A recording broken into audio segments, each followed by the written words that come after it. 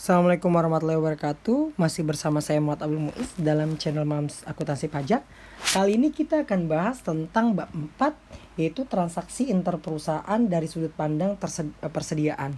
Dimana nantinya tujuan dari pembelajaran kali ini kalian mampu menyusun laporan konsolidasi gitu ya, terkait dengan yang nantinya akan ada transaksi antara perusahaan yang apa, interperusahaan ini antar perusahaan induk dan anak gitu ya, adanya holding dan juga anak dalam bentuk pembelian maupun penjualan inventory yang nantinya pasti akan melibatkan profit maupun loss, bisa juga ya, baik transaksi hilir maupun transaksi hulu. Jadi nanti transaksinya tersebut antar perusahaan itu ketika penjualan dilakukan oleh induk kepada anak, ada sales gitu ya, induk kepada anak A atau B, maka ini disebut dengan transaksi hulu.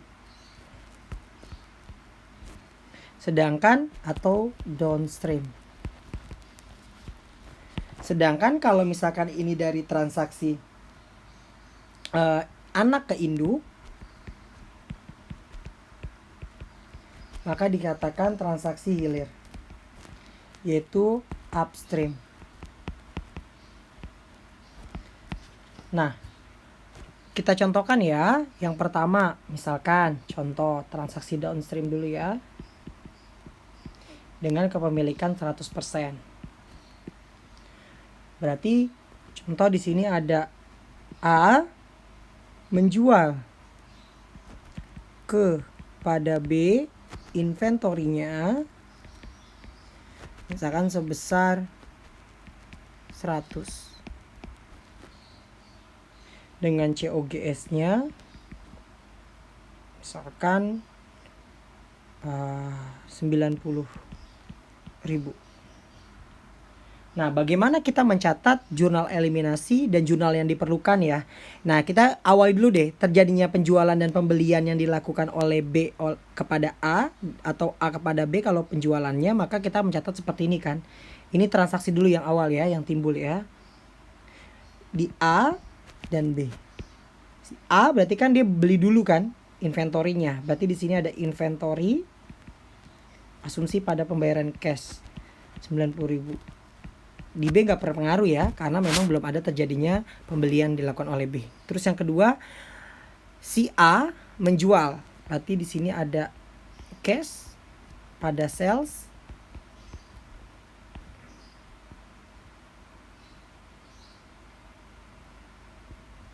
100.000.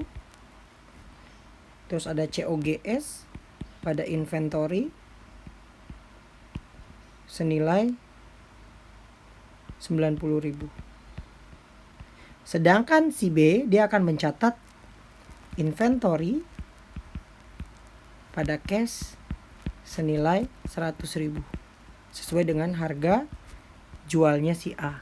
Nah, kalau ditanya bagaimana dilakukan jurnal eliminasi tersebut, kenapa harus dilakukan jurnal eliminasi ketika ada transaksi interperusahaan dalam segi persediaan?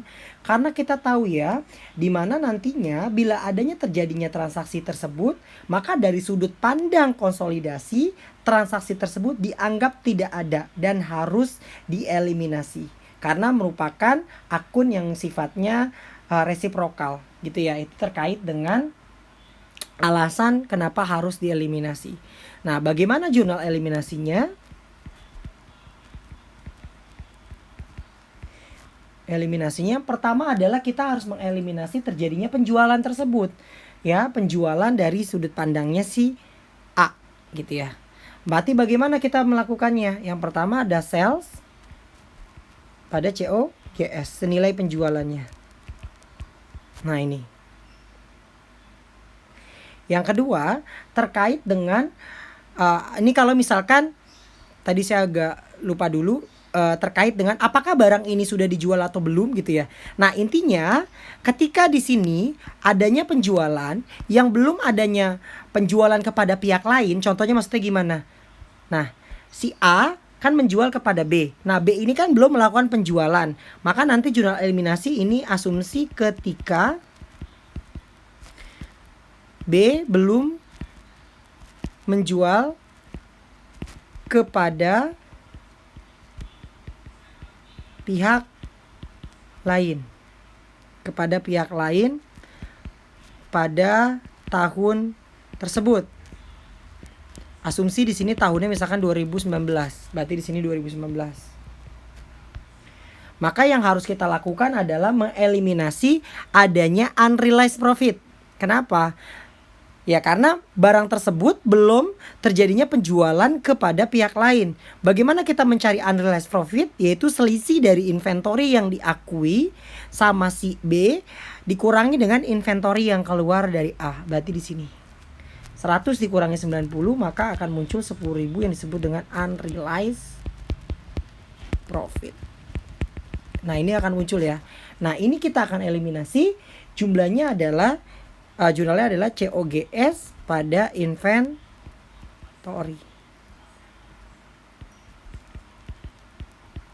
Nah ini.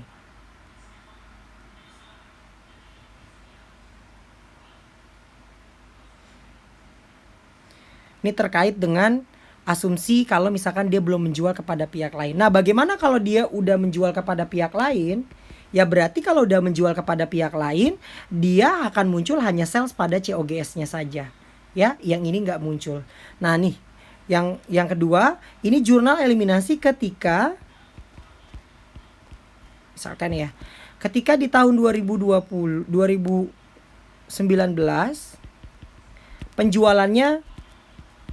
penjualan B dari inventory tersebut 80%. Jadi nggak seluruhnya terjual, hanya 80%. Maka kan nanti ada selisih 20% yang unrealized.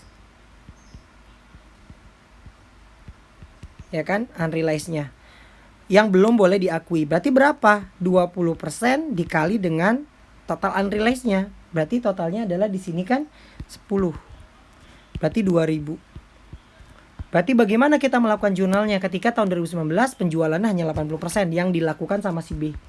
Maka jurnalnya nanti yaitu yang ini tetap sama sales pada COGS, terus ada nanti di sini COGS pada inventory. Yang ini tetap 100. Nah, yang ini 2. Kalau mau digabung bisa ya, di sini nanti ada sales, ada COGS,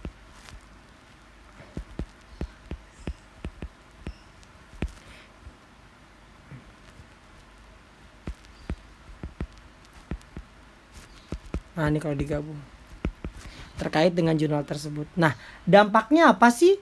Nah ini yang kita harus pelajari dulu. Dampaknya apa?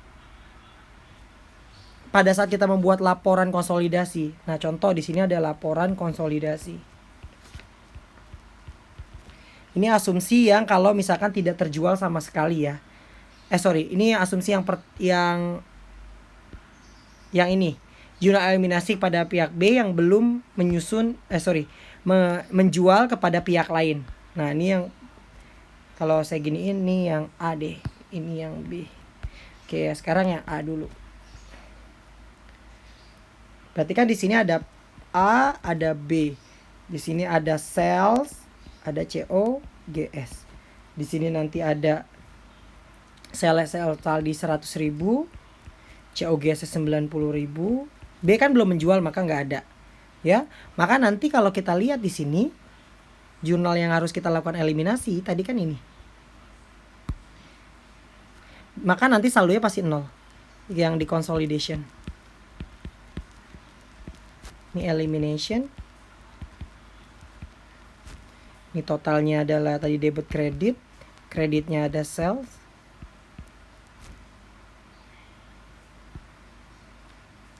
Ya, 100.000.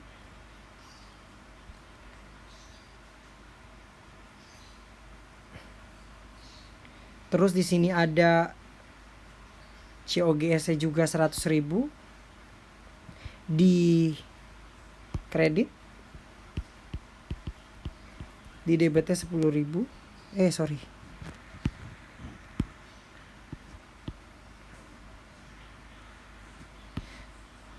Salesnya di debit 100.000, ini 100.000 dan 10.000. Maka nanti consolidationnya ini nggak ada, ini juga bersifatnya 0. Ini terkait dengan konsolidasi ketika si A pada posisi si B itu belum menjual sama sekali di tahun tersebut. Nah, oke. Bagaimana laporan konsolidasi ketika si B tersebut menjual tapi sebagian. Nah, ini ada sales, ada COGS. Kan nanti 100. Di sini COGS 90 masih sama. Terus di sini nanti tadi dia menjual sebagian ya.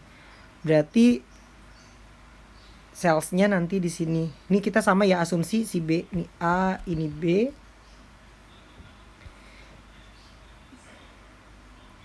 Eliminasi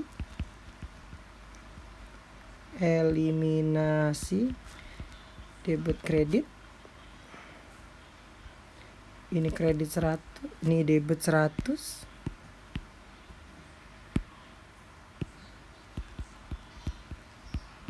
Nah, gitu kan. Ini 100 cul 2000. Maka eliminasinya ini 0. Ini nanti akan muncul COGS-nya berjumlah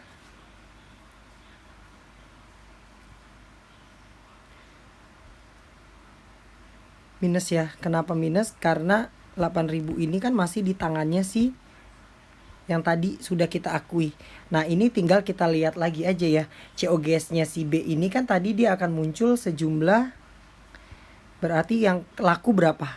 Tadi 80% dikali dengan, menurutnya dia 80% harga jualnya, 80% di harga belinya dia 100. Berarti di sini kan tadi dia mengakui adanya COGS-nya adalah 80.000. Nah, gitu. Maka nanti COGS-nya senilai ini ditambah 72.000 ya. Ini COGS-nya kan dia udah muncul 80.000 tuh, karena kan tadi barangnya kejual 80%. Berarti kan 170 dikurangi 102 berarti 68. Pas ya, terkait dengan hal tersebut. Nah, coba kalau kita ilustrasikan ke dalam contoh dari modul buiinnya.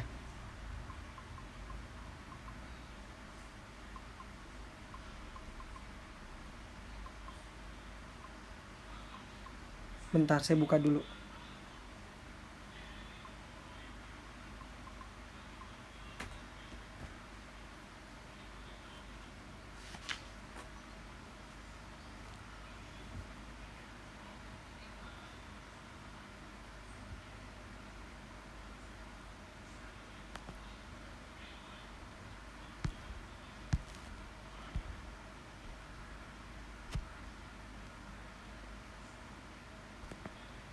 Oke, bentar ya. Ini kenapa saya nggak masukin 0 penjualannya? Karena di sini saya nggak ada penjualan terkait dengan berapa sih barang yang dijual. Kalau nanti di sini B menjualnya tadi ada penjualannya, maka kita jurnal dulu ya, jurnal penjualan. Ini asumsi nggak ada aja nih.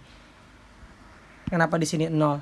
Tapi kalau logikanya dia ada jual ya, biar nggak bingung deh. Misalkan si B-nya ini ada melakukan penjualan yang tadi 80%-nya itu dengan harga misalkan ya 80% misalkan tadi di situ 100.000. Kalau 2 kali lipatnya berarti misalkan di sini dia jual ya si B-nya itu 95.000. Nah, berarti di sini nanti akan muncul 95.000. Jadi yang kita akui hanya yang di poin B ya. Itu terkait dengan laporan konsolidasi dari ketika ada yang B tersebut, ketika 2019 penjualan hanya 80%. Nah, bagaimana ketika penjualannya tersebut, terakhir deh, penjualannya tersebut di tahun 2020, berarti kan udah lewat nih, gitu kan? Ini kan udah lewat jangka waktunya. Nah, ini kalau menggunakan metode cost, maka nanti dia akan mencatat sebagai RE, return earning pada COGS. Returning COGS yang mana di sini? Returning COGS dari unrealized tadi yang di awal. Ini asumsi yang ketiga ya. Sorry, ini asumsi yang ketiga. Berarti yang 10.000-nya itu. Ini kalau misalkan di tahun 2020 baru terjual. Oke, 10.000. Nah, kalau metodenya equity, ini pakai investment pada COGS 10.000. Gitu. Ini terkait dengan kalau misalkan tadi si B baru menjual di tahun depannya, gitu ya. Karena kan sudah tutup buku gitu ya. Maka yang ininya kan udah ditutup buku nih. Berarti kan kita nggak bisa munculkan terlebih dahulu lagi. Maka nantinya kita harus jurnalnya adalah tadi RE pada COGS dan investment in S pada COGS kalau menggunakan metode equity. Nah, coba kita ilustrasikan di modulnya Bu Iin.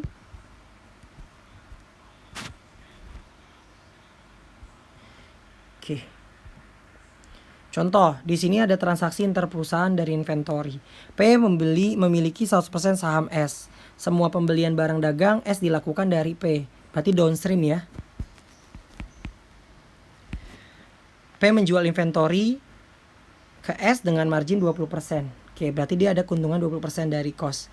Cost barang tersebut 20.000. Ini COGS-nya 20.000 dari P ya. S kemudian menjual lagi barang ini ke perusahaan lain dengan harga 30.000. Oke.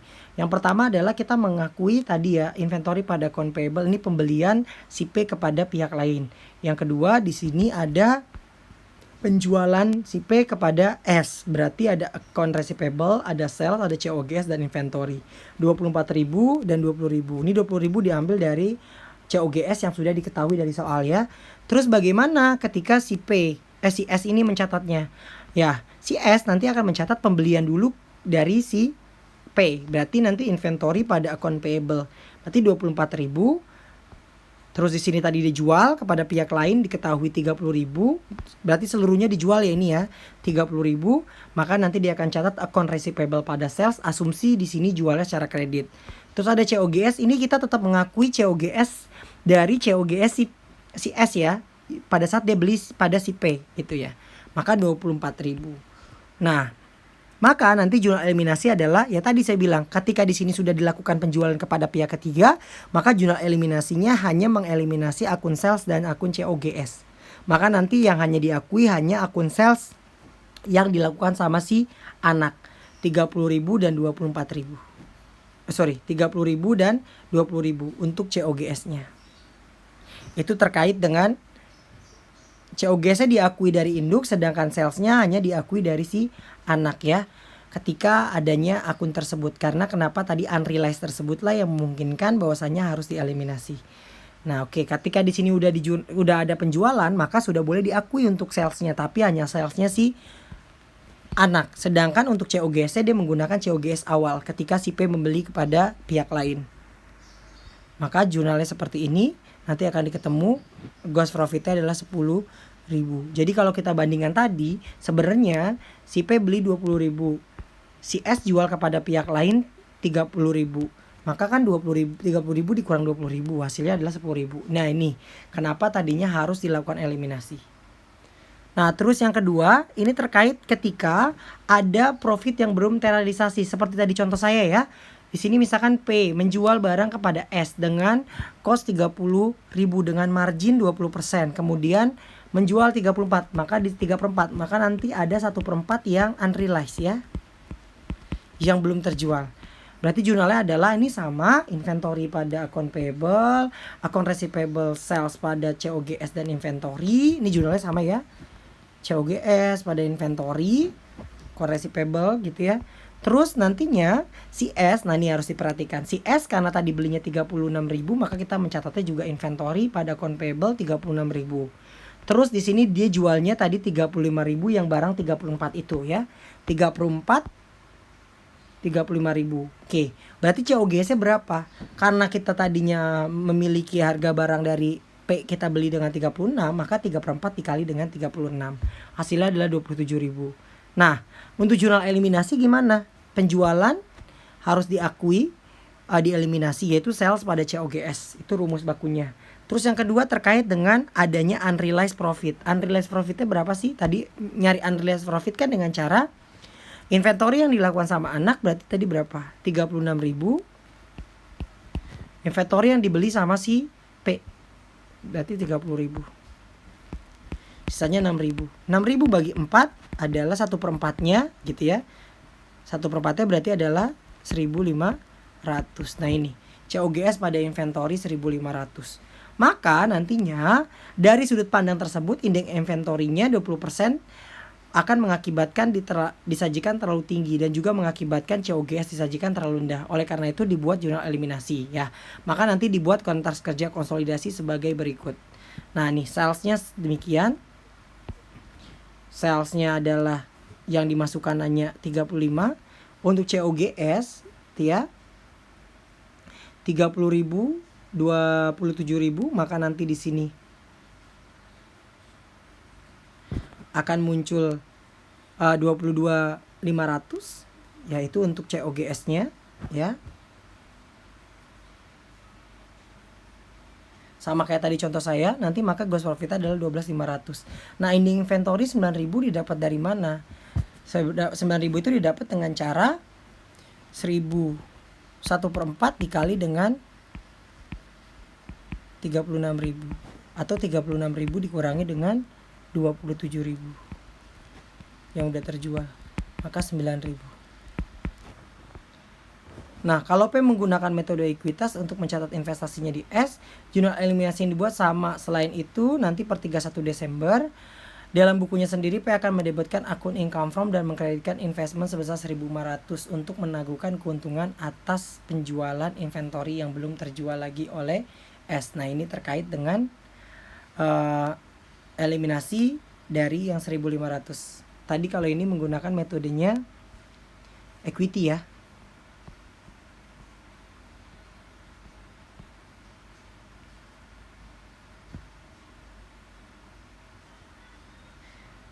Oke, nomor 2. Eliminasi atas profit yang belum terrealisasi dan ending inventory dan realisasi profit yang ditangguhkan dari inventory sebelumnya. Contoh, selama 2020 P menjual lagi barang ke S 40.000 dengan margin 20%.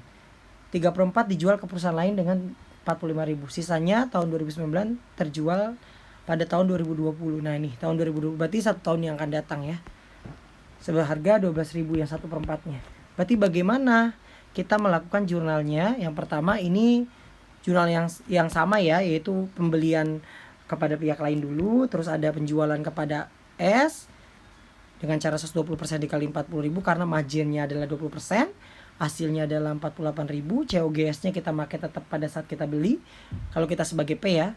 Terus sedangkan kalau si S nanti catatnya juga sama, yaitu ada inventory pada account payable 48 karena tadi dia si P jualnya adalah 48. Ini harus connecting ya. Sorry. Ya itu intinya ini harus ini connecting dengan ini ya. Terus ada account receivable ini menjual kepada pihak lain gitu ya. 45.000 ditambah dengan 12.000 57.000. Nah, COGS-nya gimana?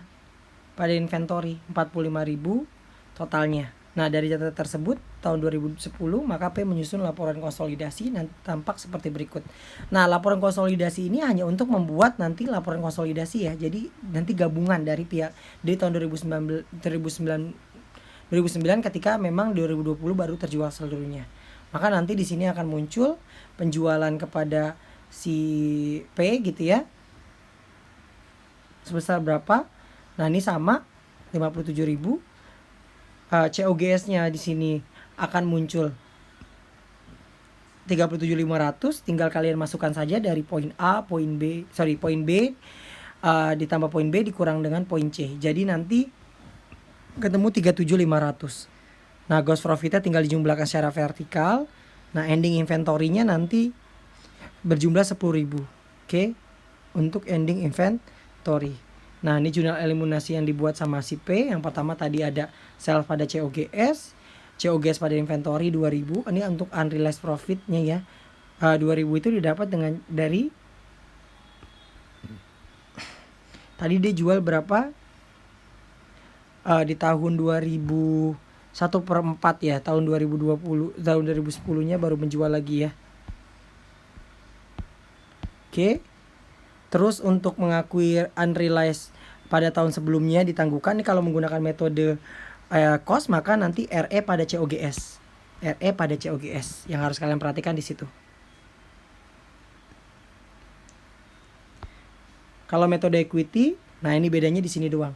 Bila P menggunakan metode equity, maka nanti jurnalnya adalah investment pada COGS sebesar 1.500. Maka bedanya cuma di sininya saja. Seperti tadi yang sudah saya jelaskan di tulis-tulisan coret-coretan yang tadi. Untuk jurnalnya itu masih sama. Oke, terkait dengan kalau misalkan di tahun sebelumnya adanya ya penjualan yang belum terrealisasi, atau dengan kata lain profit yang ditangguhkan dari inventory sebelumnya. Oke, saya rasa cukup materi terkait dengan pertemuan bab 4 di bagian